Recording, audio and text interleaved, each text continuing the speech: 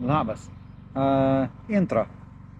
Vakar vakare, tiksliau užvakar sugalvojau, kad bėgu Panemunės pusmaratonyje 21 km. Galvojau, dar reikėtų prasibėgti, to nepadariau.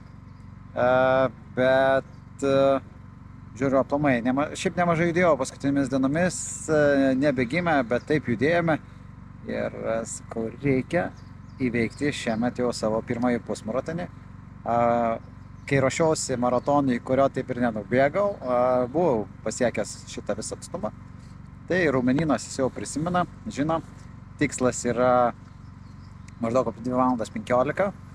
Ir čia kaip iš tų video, taip, esu Tomas. Ir tai yra likus 2 valandom iki pusmaratonio.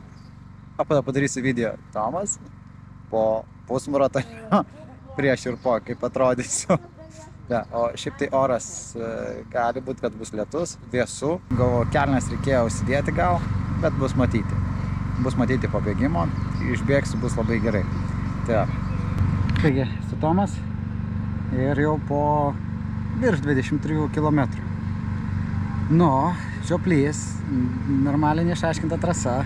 Situacija tokia, išbėgu pirmą ratą, visai gerai. Ir antrą ratą bėgu vienas ir taip prabėgu ir žiūriu, žinai, tokia kolegė, su kuria bėgu pirmą ratą, kurią aplenkiau.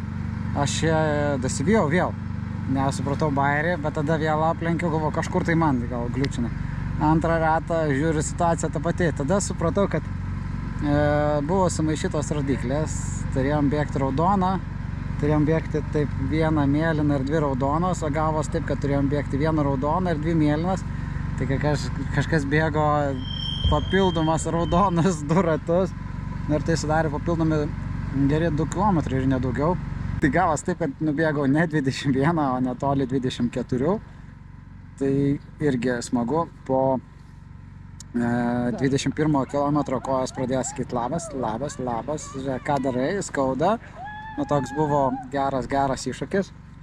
Tai kaip 21 buvo vyktas maždaug per 2 valandas 7 minutės, sakėm, kur bėgau tam tikrą dalį kartu.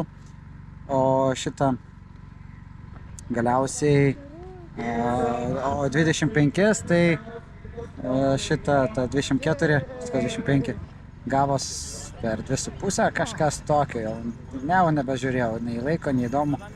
Kiekvienas, žinau, žingsnis, kad buvo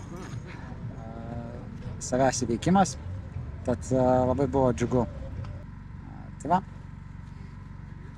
pirmas šių metų pusmaratonis.